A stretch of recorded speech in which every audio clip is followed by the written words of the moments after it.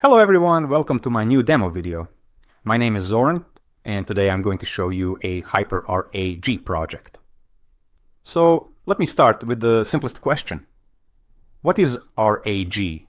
Simply put, RAG, or Retrieval Augmented Generation, means that an AI model does not answer only from its general knowledge. Before it responds, it first receives relevant information from external data sources, and then it generates the answer. So, what is Hyper RAG? Hyper RAG takes that one step further.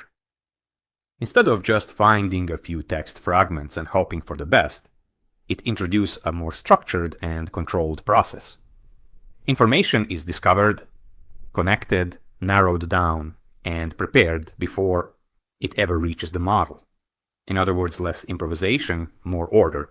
As a cloud solutions architect, I wanted this video to show more than just a final AI answer. Because honestly, almost anyone can show that today. What interested me much more was showing what happens behind the answer. In other words, the complete Hyper RAG infrastructure that makes it possible. That is why I built a live architecture for this demo in Azure. It runs in real time and serves as the foundation for the whole solution. I'm using Azure here, but the architectural principle itself is not in Azure specific. The same approach could be implemented on AWS or Google Cloud as well. So the point is not that this only works on one cloud. The point is to clearly show the architectural principle behind how a system like this works. My goal in this demo is to help people clearly see the full path to the answer. How the data is prepared, how it is organized, how the system finds relevant information, how grounded context is formed, what is actually sent to the model, and what the final answer is based on. That is really the purpose of this demo. In this project, I am not focusing on multi-agent architecture. I covered that in a previous video. Here the focus is on Hyper RAG infrastructure. For this project, Hyper RAG means hierarchical, or coarse-to-fine retrieval.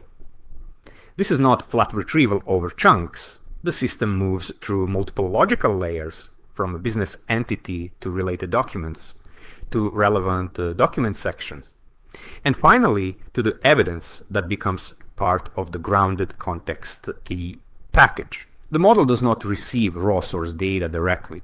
It only receives the final grounded context package. Now let's take a quick look at the Azure resources used in this implementation. Inside this resource group, I have the core cloud infrastructure for this Hyper RAG demo. I am using a container apps environment where the backend services run. Inside it, there are three main services. The first is the indexing service, which prepares the data for retrieval. The second is the retrieval service, which finds relevant documents and evidence for a given question. And the third is the orchestrator service, which connects the full flow and returns the final answer to the UI. I also have a static web app, which is the front end the user interacts with. Then I have Azure AI Hub and Azure AI Project, which represent the AI layer of the solution. Azure Database for PostgreSQL plays a central role here because it serves as the main data and retrieval store. Azure AI Search is also part of the architecture as a supporting search layer.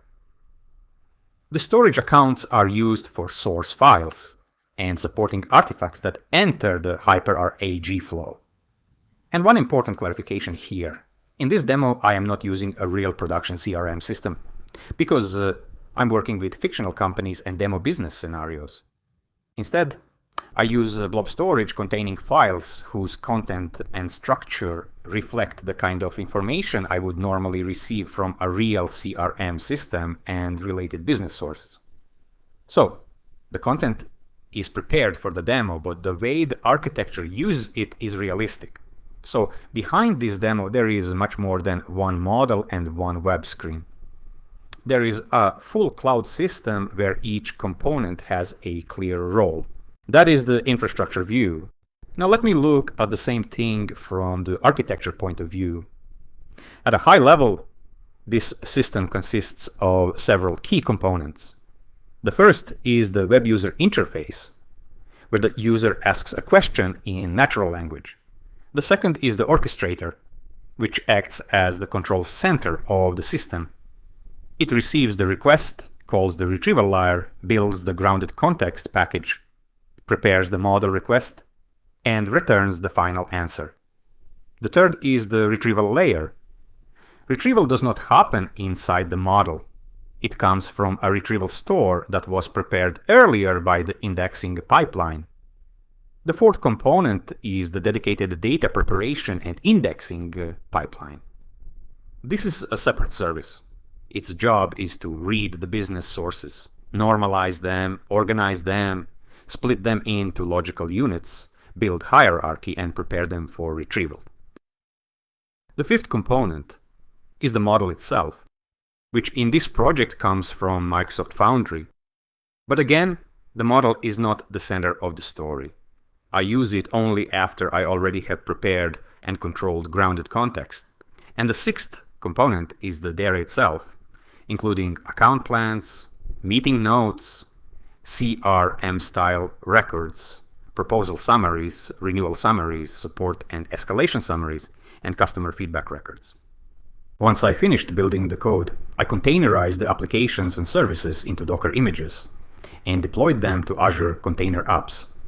As the main retrieval store, I use Azure Database for PostgreSQL, flexible server, with the PG vector extension. That is where metadata, hierarchy, embeddings, and retrieval data are stored. In this demo, I use the system from the perspective of my company.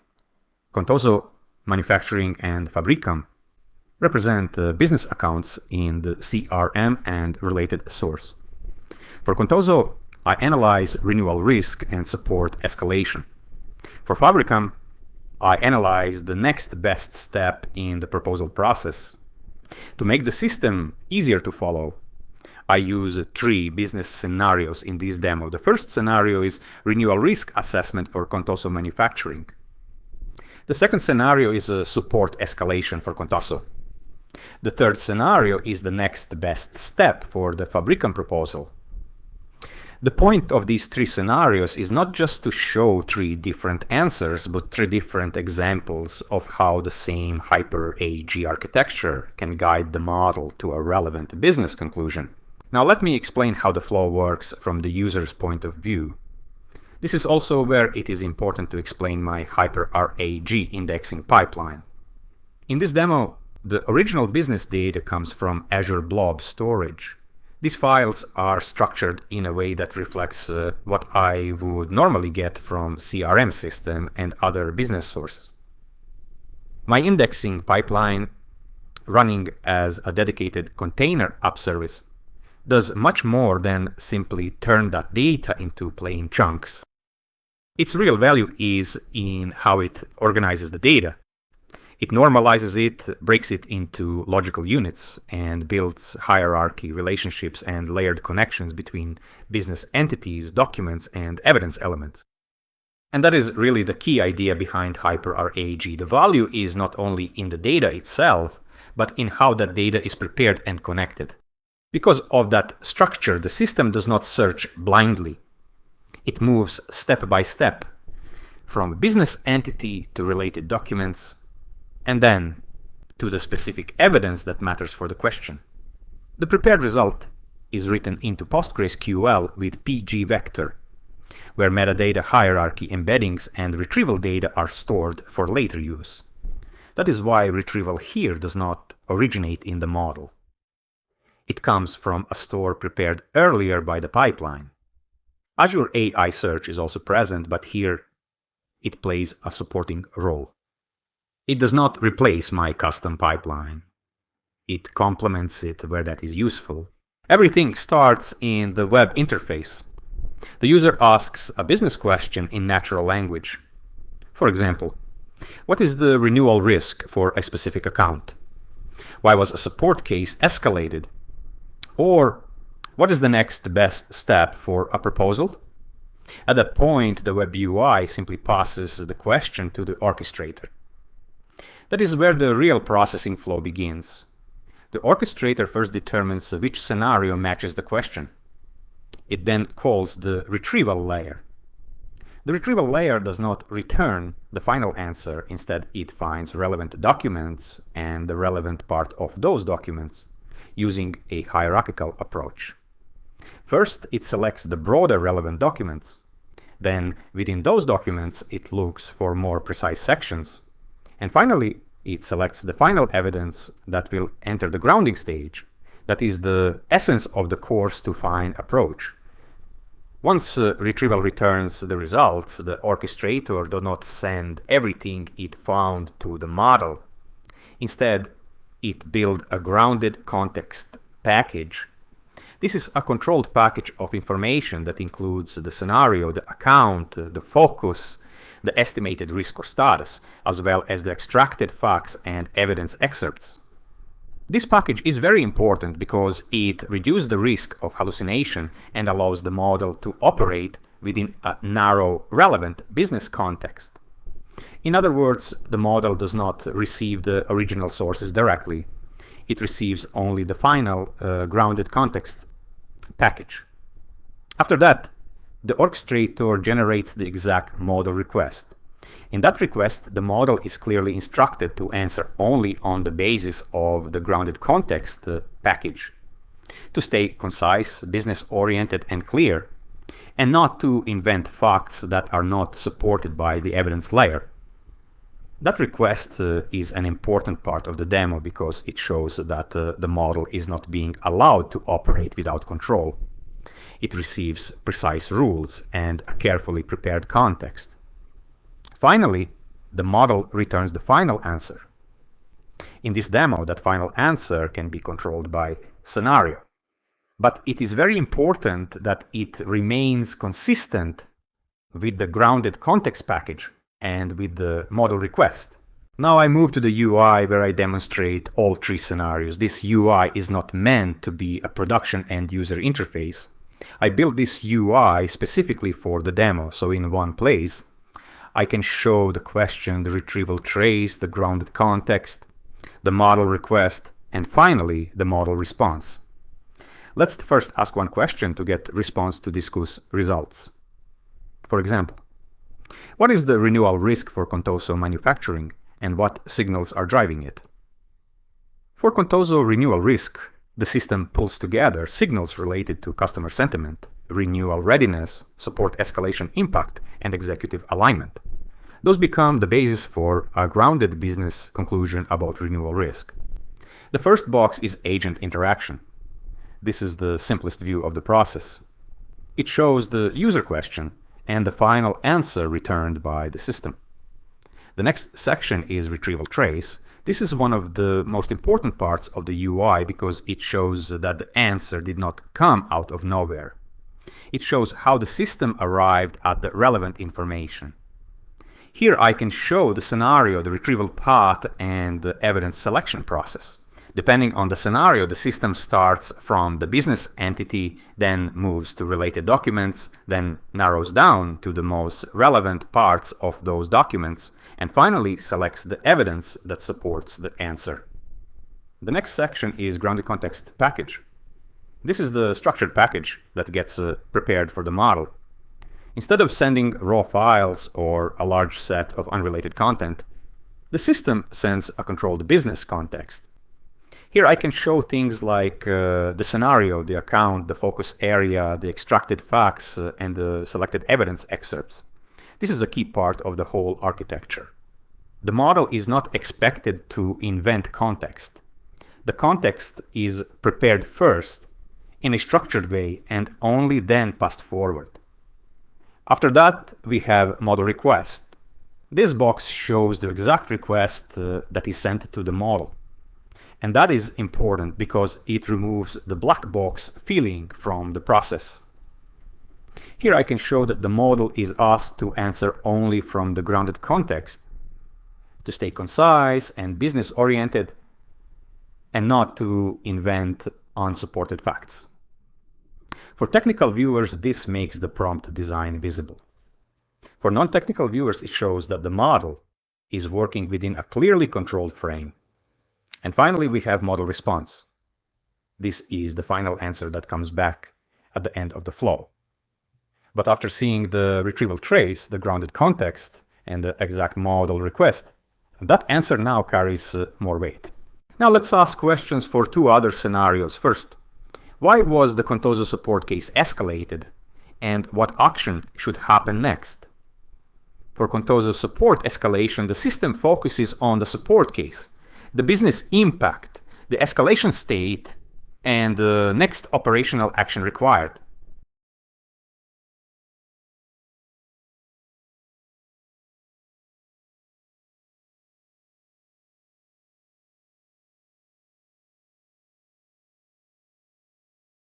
And next question, what is the next best step for the Fabricam proposal and what evidence supports it? For Fabricam proposal, next step, the system pulls together proposal status, technical validation, commercial scope, and approval dependency, then turns those into a grounded recommendation for the next business step. So even though the business questions are different, the system flow stays the same architecture, the same discipline, and the same visible proof trail support each scenario. What matters much more here is that I can clearly show how it got there. In serious business environments, that is often more important than how fluent the answer sounds. It matters where the information comes from, how grounded context was formed, what prompt was sent to the model, and whether the model is relying on controlled context rather than guessing. So that was Hyper RAG in action. If I had to reduce this entire demo to one simple message, I would say this. This is not an AI system that only looks smart. It is a system that is controlled, traceable, and professional enough to be evaluated from a real business and architectural perspective.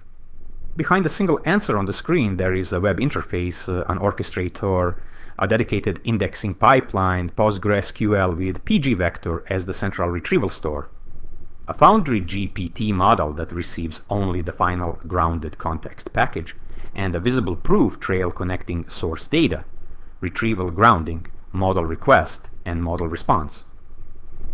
So, this demo is not just a demonstration of one AI answer. It is a demonstration of a controlled Hyper RAG architecture. Hello everyone, welcome to my new video demo. My name is Zoran and I am a cloud solutions architect. In the previous video, I showed how Hyper RAG works and how it helps an AI system find the right business context, understand it well, and then return a grounded answer. But in practice, that is only part of the picture. If we want a serious AI system, it is not enough for it to only give good answers. It also needs to be able to use tools in a controlled way, access data, and when allowed, carry out a real action.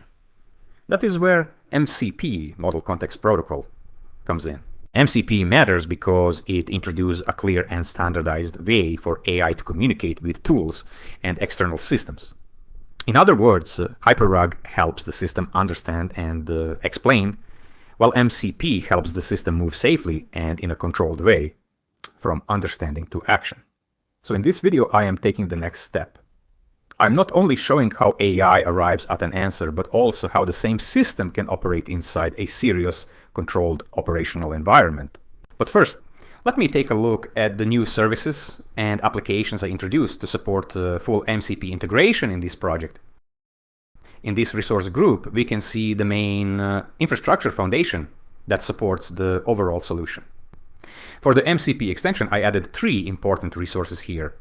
The first one is Azure SQL database. In this solution, Azure SQL is the operational system of record for MCP actions. This is where we keep things like account status, internal notes, approval records, and action logs. The second one is Azure Service Bus. Its role is to act as the transport layer between decision and execution. In other words, this is where action requests, approval requests, and execution results move through the system. The third one is Logic Apps Standard. This is our workflow layer for notification and approval related flows. It allows us to show how the system moves from analysis into a controlled business action. Then, in this second resource group, we have the container ops that carry the execution logic of the system. In the previous Hyper RAG video, we had 3 core services here: orchestrator, indexing, and retrieval. For this video, I added 5 more services that introduce the MCP layer control and a visible proof trail. The first one is the MCP server. Its role is to define which tools the system has available, and under which rules those tools can be used. Then I have the tool execution service. It takes approved actions and routes them to the real target systems, such as Azure SQL and Logic Apps. I also have the approval service. Its role is to introduce control over higher risk actions, so the system does not execute write or update operations without explicit approval. I also have the audit service. It keeps the full trace of the flow, so we can clearly see what was requested, what was approved, and what was ultimately executed. And finally, I have the artifact service. In our case, it is useful because it passes the data and artifacts generated during the process into the UI, so that inside the interface, we can clearly show the processing flow and the proof trail. That is what allows the system to move from grounded understanding into controlled action. Now I want to look at these new services in my VS Code, where they were actually created, so I can show you a few of the key elements behind the MCP layer. When I introduced MCP into this demo, the first important step was to clearly define the tool layer. This file is the MCP server entry point. It shows how the service is organized into 3 main routes: health, tools, and execution. In simple terms, this is the file that wires the MCP server together and exposes the main endpoints used by the rest of the system. This file is where the tool catalog becomes explicit. Here we can see which tools the system is allowed to use, what each tool is for, which target system it belongs to, and whether it needs approval before execution. So this is the controlled MCP tool layer. The system can only use the tools we have defined here, under the rules we have defined here. This file shows what happens when the MCP server receives a tool request. It looks up the selected tool, checks its execution rules, and prepares the dispatch plan. In practical terms, this is where the system moves from tool selection into controlled execution routing, including approval state, service bus queues, and the handoff to the execution service. This file shows the execution side of the architecture. The MCP server decides which tool should be used, but this file shows where that action actually goes. Here we can see that notification actions are routed to Logic Apps, while write actions are routed to Azure SQL, and that the result is returned through the service bus result path. This is a small file, but it is useful in the demo because it clearly shows which Azure resources this execution layer depends on. Here we can see the reference to Azure SQL, Logic Apps, and Service Bus. Even though this is formally just a health endpoint, it is useful because it connects what we are looking at in the code with what we later show in the Azure portal.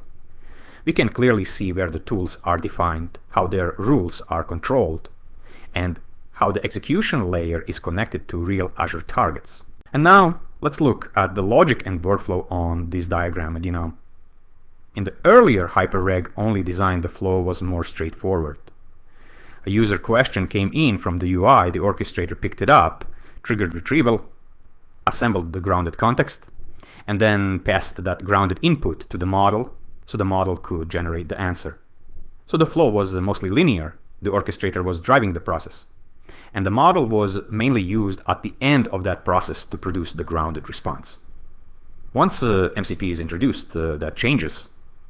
The request still starts in the UI and still enters through the orchestrator, but now the orchestrator can no longer assume that every request should follow the same path. Instead, the orchestrator prepares a richer runtime input for the model. It sends the user question, but also the instructions, rules, available capabilities, tool definitions, policy context, and any prior runtime outputs if the flow already has intermediate results. That matters because the model now has a broader role. Now it also acts as the decision layer that helps determine what kind of handling the request actually needs. So at that point, the model evaluates the request and determines the next path. Should the request stay inside Hyper RAG because it needs grounded business understanding? Should it move into MCP because it requires tools or operational interaction? Should it use both? The decision then comes back to the orchestrator. And from there, the orchestrator remains in control of the runtime flow. If the request needs Hyper RAG, the orchestrator drives retrieval and grounding. If it needs MCP, the orchestrator routes the flow into the tool layer and, when necessary, through approval and authorization control before execution can continue. If both are needed, the orchestrator manages that combined flow in one controlled process. The bigger change is that we changed how the system decides what should happen next. In the earlier design, the orchestrator was primarily driving a linear grounding flow. In this design, the model helps determine the path, while the orchestrator remains the runtime controller that executes that path, enforces control, and carries the process forward until the system has everything it needs for the final outcome. And now I will open the UI and walk through a few questions step by step. In this part, I want to focus on how the system responds and how it brings in Hyper RAG, MCP, or both together when needed. So, we are not only looking at the final answer, we are also looking at the path behind it when the system stays in grounded understanding, when it moves into action, and when it introduces approval before execution. On the left, we have the question and the final answer. In the middle, we have the retrieval trace, showing how the system found the relevant business context. And on the right, we have the proof trail, where we can see whether the system only answered or whether it also moved into operational action through MCP. But before this, let me first take a quick look at Azure Service Bus. At this point, there is no visible activity yet. That is expected. This is our clean starting state before the MCP flow begins. Let's start with the simplest scenario and then move gradually into more complete flows. Our first question is, what's driving the renewal risk for Contoso right now? This is the cleanest case. The user is only asking for an explanation, so we expect the system to stay entirely inside the Hyper RAG flow. And that is exactly what we see. The system explains the renewal risk. The retrieval trace shows how the evidence was selected and grounded, and the proof trail confirms that MCP was not requested. Now let's move into a case where the system does more than explain. Our second question is, can you summarize what's blocking the Fabricam proposal and send a recap to the account owner? Here, the system needs both understanding and action. It first uses Hyper RAG to understand what is blocking the proposal, and then it uses MCP to trigger the next business step. We can see that in the capability path, which now shows Hyper RAG followed by MCP. And in the proof trail, we can see the tool involved, which is send-summary-email, along with the target workflow path behind it. Now we go one step further. This next case introduces a write action, which means approval becomes important. Our third question is what's holding up the Fabricam proposal, and add an internal follow-up note for the sales team. This is different because the system is now being asked to write into an operational record. So we still expect Hyper RAG for understanding and MCP for the action, but this time the action should not execute immediately. And that is what we see. The system explains the issue, prepares the right action, and then stops at approval. In the proof trail, we can see that the requested tool is add-case-note. The target is Azure SQL, and the approval state is pending. When we open the approval view, we can see exactly what is about to be written. And after approval, the action moves to completed state. Our fourth question is what's putting the Contoso renewal at risk right now, and update the account status to executive attention needed and notify the account owner. The system needs to understand the business situation, prepare a status update, and also prepare a notification. So here we see Hyper RAG for understanding, MCP for action, and approval before the operational change is allowed to continue. In the proof trail, we can see that two MCP tools are involved: update-account-status and send-summary-email. One goes to Azure SQL and the other goes to Logic Apps. Before approval, both actions are waiting. After approval, both move to completed state. So that shows the full combined flow. Understand the problem, prepare multiple actions, apply approval control, and then complete the operational outcome. So across these 4 scenarios, we can see 4 levels of behavior from the same system. First, grounded answer only, then answer plus notification, then answer plus approved write, and finally, a combined write and notification flow under approval control. Now let's go back and take a quick look in Azure portal at Azure Service Bus to see what happened. Earlier this was still in a clean state. Now we can see that activity has taken place. On the overview page, the graph shows that message traffic went through the service, and the counters confirm that messages were sent, received, and processed. So even though there are no visible messages sitting in the queue, we still have proof that the transport layer was active. That is exactly what we want here. Service Bus is not being used as a place to keep messages visible. Its role is to move them through the system as part of the execution flow.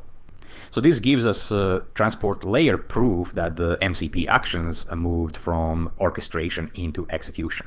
Now take a look in Azure SQL, because this is where we can verify the actual business side result of the MCP actions. Here in Azure SQL we can see the result. In the approval requests we can see that the right action was approved. In the account notes we can see the actual internal note that was added for Fabrica.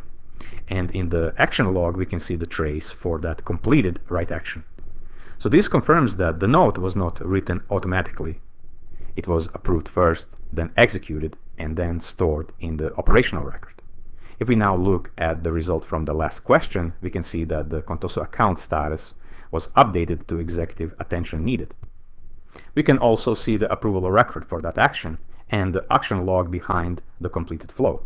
After Azure SQL shows the business record changes, now let's look at the workflow side in Logic Apps. In this demo, Logic Apps Standard is the workflow target for notification actions. What matters here is that we can see real run and the actual payload that came into the workflow. Here we are in the send-summary email workflow for the Contoso scenario. When we open the run, we can see that this is tied to the actual business flow. We can see the scenario name, the tool name, and the execution chain requested by the model, dispatched by the orchestrator, and executed by the tool execution service. And we can also see the business payload itself, including the account, the subject, and the notification content. So this gives us workflow proof that the notification step really happened. Now if we look at another run, this time for Fabricam, we see the same execution pattern but with a different business payload. That is important because it shows that the workflow is reusable. The flow stays the same, but the payload changes by scenario. So the key point here is simple. The UI shows the business narrative, but Azure Portal gives us the operational proof. Azure SQL shows the business record changes, and the Logic Apps shows the workflow execution evidence. Together, they confirm that the MCP flow is not only visible in the UI, but also reflected in the actual backend systems. So what we saw in this video is a system that does more than generate answers. It can understand, decide, act in a controlled way, and leave a visible proof trail behind. And that is what makes the whole flow far more useful in a real business environment. Thank you for watching this video. I hope to see you again in the next one. Until then, take care.